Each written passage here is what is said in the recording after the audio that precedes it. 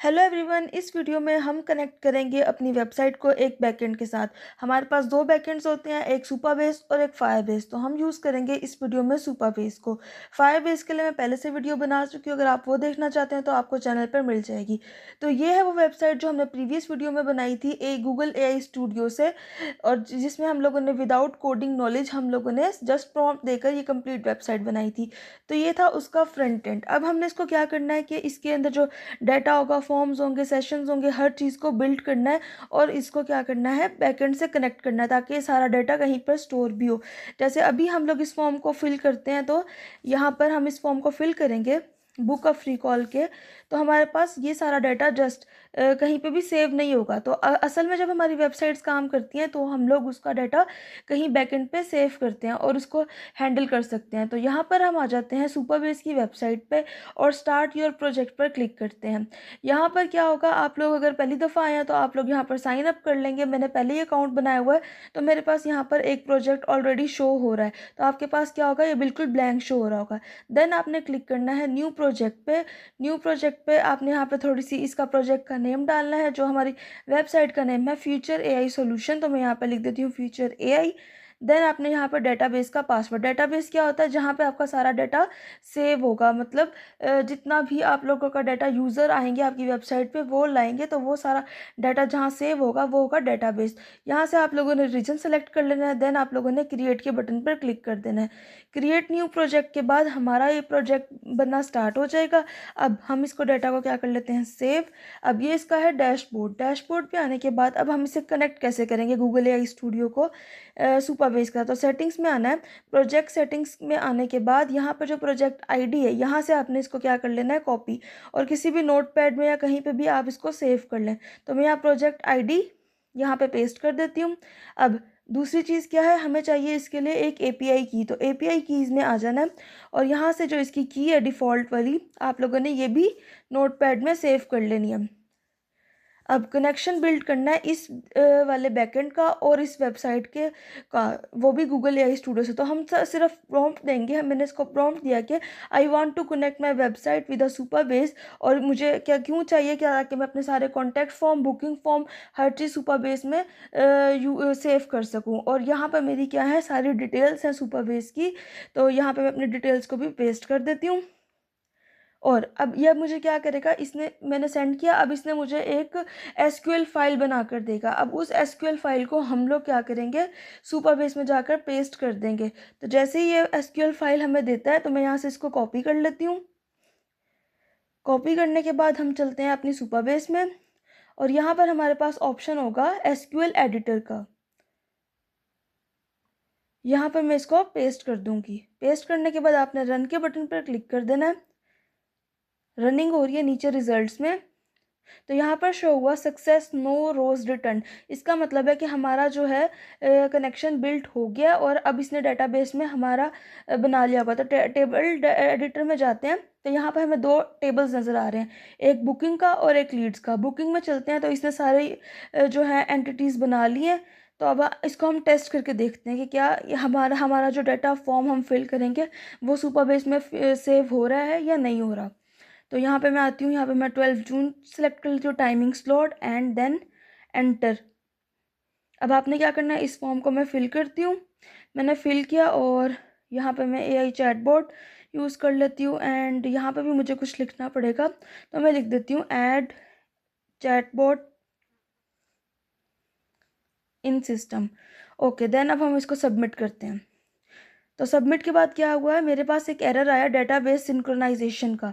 तो अब ये कोई प्रॉब्लम हुई है तो इसको भी सॉल्व करना है कैसे, यहाँ से आप इसको जस्ट कॉपी कर लें और गूगल AI स्टूडियो में आकर वापस मिनिमाइज़ करते हैं और यहाँ पर आकर पेस्ट कर दें। अच्छा, यहाँ पे इसने खुद भी डिटेक्ट कर लिया कि ये एरर आया था, तो मैं जस्ट फिक्स के बटन पर क्लिक करती हूँ।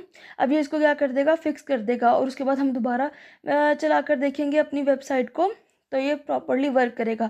अच्छा, अगर ये ना भी डिटेक्ट करे तो आप लोग डायरेक्ट यहाँ पर वो एरर यहाँ पर पेस्ट कर सकते थे और इसके ऊपर ये काम शुरू कर सकता था। तो अब यहाँ पर क्या हो गया, इसने फिक्स कर दिया और इसने मुझे एक न्यू SQL फाइल दिया और कहा है कि ये वाला जो कॉपी है, ये वाला जो एसक्यूएल फाइल है, इसको पेस्ट करो। शायद इसने लीड्स और बुकिंग फॉर्म को मिक्स कर दिया था, या जो भी हुआ था वो इसने फिक्स कर दिया।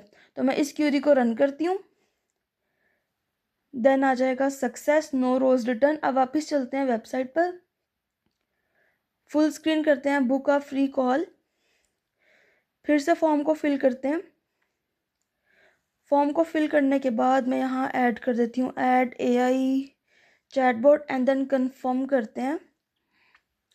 तो इस बार क्या हुआ है हमारा, क्या इसने क्या किया, your AI operation review is locked. हमारा फॉर्म क्या हो गया, सबमिट हो गया। अब देखते हैं क्या ये डाटा सेव हुआ है हमारे पास। तो टेबल एडिटर्स में आए हम, यहाँ पे बुकिंग्स में आए, और ये देखें यहाँ पर जो मैंने अभी से ईमेल, पासवर्ड, बुकिंग डेट सब कुछ दिया था वो फॉर्म फिल होकर यहाँ पर सेव हो गया। तो यहाँ तक आपको समझ आई है तो चैनल को सब्सक्राइब कर दें और वीडियो को लाइक कर दें। अच्छा, अब क्या है, मेन इशू क्या है, जब भी आप अपने क्लाइंट को वेबसाइट देंगे तो वो कौन सा आके बार बार सुपरबेस में आके बैकएंड पे चेक करेगा कि क्या हमारे पास एंटिटीज़ हैं, क्या टेबल्स हैं, क्या चीज़ें बन रही हैं। तो उसके लिए हम लोग क्या बनाते हैं, एक एडमिन का पोर्टल बनाते हैं। तो मैं आई हूँ वापस गूगल AI स्टूडियो पे, और मैंने इसको क्या दिया, एक प्रॉम्प्ट दिया कि मुझे एक एडमिन का पोर्टल बना कर दो जिसमें सारा बैकएंड का डाटा एक एडमिन कंट्रोल कर सके, एक एडमिन डैशबोर्ड बना कर दो। और अब ये एडमिन का जो बटन है, लॉगिन लिंक फॉर्म होना चाहिए, वो मुझे फुटर में शो होना चाहिए। तो मैंने, और उसके लिए वो मुझे क्या करेगा, SQL क्यूरी देगा जिसको मैं यूज़ करके यहाँ पर सेटअप करूँगी एडमिन पैनल का। यहाँ पर मेरी क्यूरी रन हो गई है। मैं यहाँ से इसको कॉपी करती हूँ SQL को, और आकर यहाँ पर हम नीचे इसको पेस्ट कर देते हैं।